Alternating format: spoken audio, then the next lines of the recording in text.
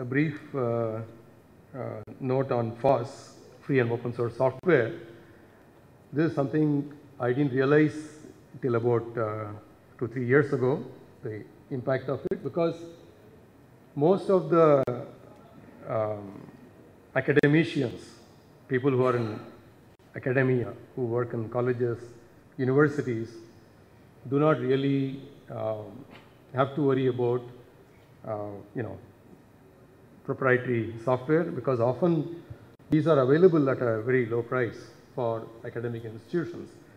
But this is not necessarily so for industry. In fact, I can give an example of a software called MATLAB, which is almost of the order of 1 crore to industry, whereas comparable software Scilab is available absolutely free of cost. It doesn't affect the academia, because the students, what the students do is not really seriously scrutinized by the companies, commercial people who create the proprietary software. But once the students graduate and go to industry, it becomes a serious problem. So it is important. I have stories, lots of stories, but I think I will skip these in case there are some questions. I can take them up later. It is my conclusion that I'll just give some numbers. For example, Hindustan Lever, it's a huge company, Hindustan Lever, Unilever, it has only 1 copy of MATLAB. Just to tell you the import of this, Wipro also has something similar. I would just end this story by saying that our SMEs don't use any software because the proprietary software is very expensive for them, and we don't teach our students on open source software. As a result, the students are unable to use anything of importance at the industry, and it makes our small companies uncompetitive, and in fact there is no alternative to open source software. So this, of course, open source software is freely available. I mean, of course, you have the freedom to modify, distribute. There are various definitions for that. I will not go into what is meant by free software, what is meant by open source, and so on. But generally, for us, we say that it is, let's say it's something that you can use legally, freely, without any issue. Second, I would like to talk about IT. What is IT? In my, the way I would like to look at it is, anything that one does with a PC, I would call IT, whether it is writing emails or buying train tickets through IRCTC, or locating low-cost agricultural loan for low-cost agricultural loans through web browsing, office automation, factory automation, modeling and simulation. So starting from day-to-day activities, trying to say, I want to buy a color TV, can I go to the web page and then do a search and locate the shop that sells the cheapest TV? Can I make this technology available to every citizen of this country?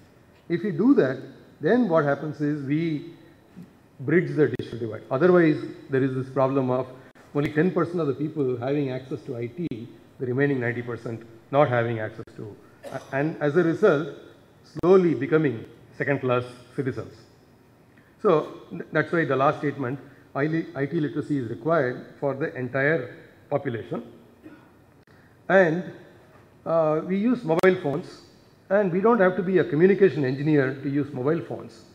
Similarly, one should not have to be an IT CS professional to use IT or a computer.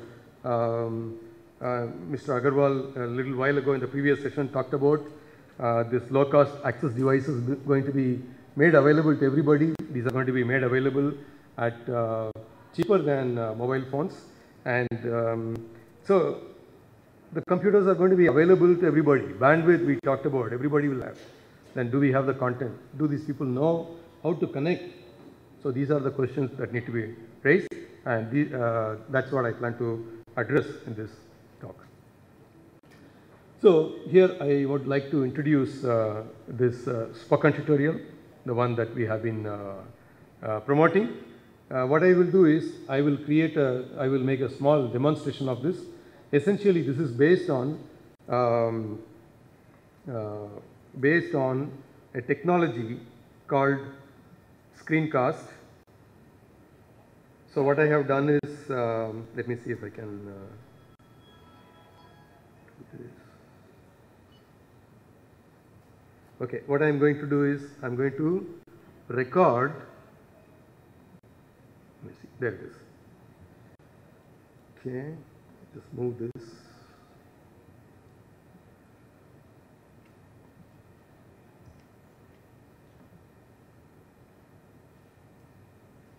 Okay, let me choose a small size so you'll be able to see it. Okay. So I'm going to create video in front of you, and so let me accept this. So whatever, see this white rectangle, whatever that comes within this will be captured. Okay, and that is indicated by this line here. I will open this software called Scilab. Okay, and I will adjust it so that it fits within this.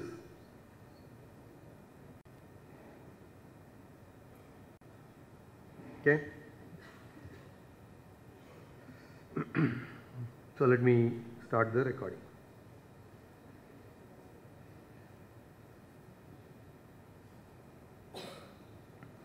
Good afternoon. Welcome to this demonstration on spoken tutorial creation. I'm going to use Scilab. Let me create a matrix. A equals 1, 2, 3, 4, 5, 6, 7, 8, 0. And let me calculate the eigenvalues of this matrix using the spectrum command.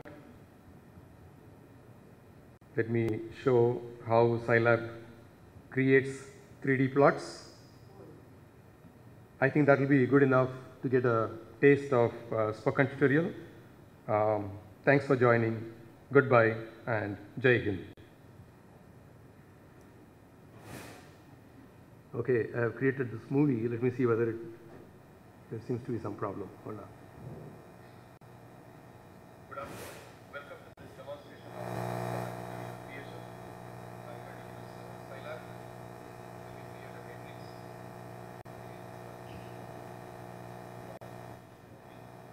All right. So actually, this recording didn't work properly. I just got this computer today, so this video is not okay. But I can tell you, you will get a movie. That's all. You just record it and then do something, and then whatever you did would come. You could hear the voice now, but the video didn't come. Okay, so I request you to accept that. Okay, let me just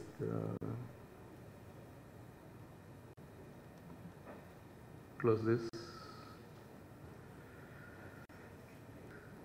Okay, I just created, unfortunately it didn't succeed.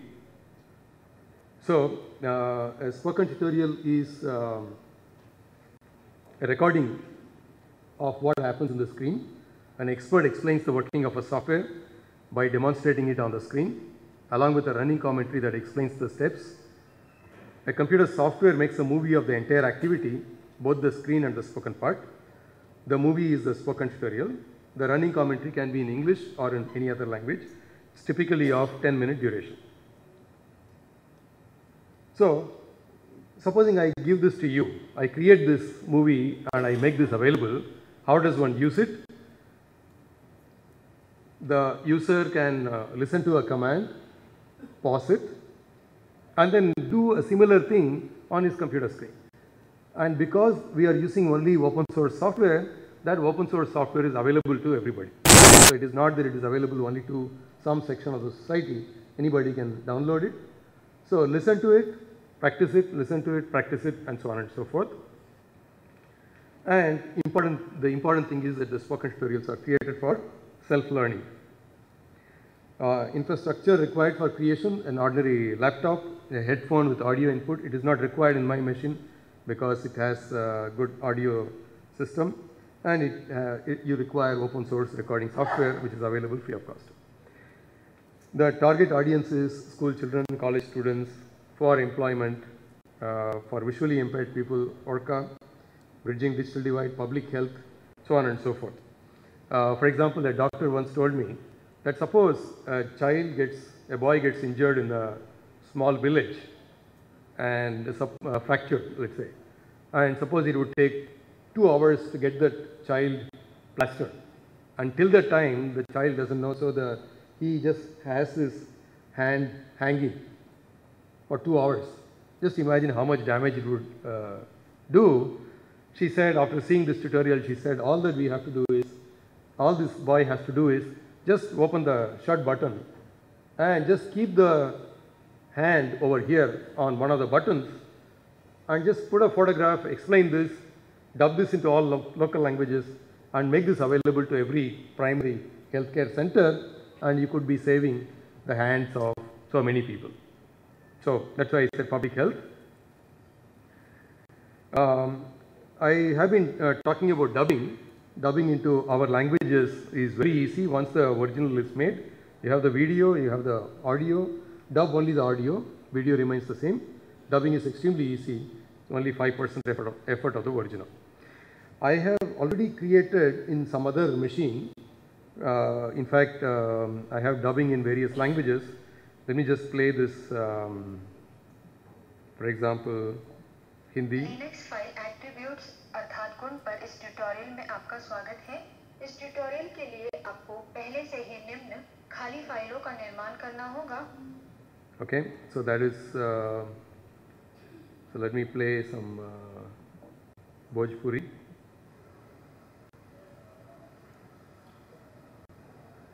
Ram Ram दोस्त लोग, CD IIT Bombay की तरफ से हम spoken अभ्यास का मेरा स्वागत करते हैं। ये अभ्यास फाइल को चुन के इंपोर्ट पर क्लिक कर दें। Because it's a recording of whatever you see on the screen, you go through the whole thing, demonstrate, you speak, record, and then you just take the audio portion, dub it into various languages. So let me just play Sanskrit. स्वागतं भवतां। LaTeX उपयुज्य एकं सरलं document कथं निर्मातव्यम् इति अस्मिन् मौखिकशिक्षणे पठामः। Okay, and then last one I'll play Urdu. साइनेट के साथ जापानी सबक में हम आपका इस्तेमाल करते हैं। आज हम इस सबक में साइनेट के कुछ आसान इस्तेमाल सीखेंगे। Okay. So I want to talk about, so I've talked about, got an idea of, given an idea of this spoken tutorial. I want to briefly talk about a sample of spoken tutorial projects that we have undertaken. In fact, I would like to begin with Orca, the screen reader. This is useful for visually impaired people. I have a visually impaired person, in fact an expert on FOSS by name Kannan Mane, and he created a series of spoken tutorials. So what do they involve? There is a machine that the computer speaks. Based on that, the person, visually impaired person, figures out which menu item, where to click, and so on and so forth. And so machine voice, human explanation, repeated. Machine speaks, the human repeats. That is the Krishnakan, because that is the spoken part. So machine, human, machine, human, machine, human. That's how the tutorial comes. And then machine Hindi, machine Telugu, and so on. You can convert, you can dub the human spoken part into various languages. This is for visually impaired, so there is no video in this. Only the computer speaks. So that is what this software Orca is. So we have created 12 spoken tutorials. For example, using that one can, visually impaired people can learn how to use desktop, open office, spreadsheet, sending mails, internet search, taking notes, all kinds of things, okay, in editor and so on. In fact, people can even start programming.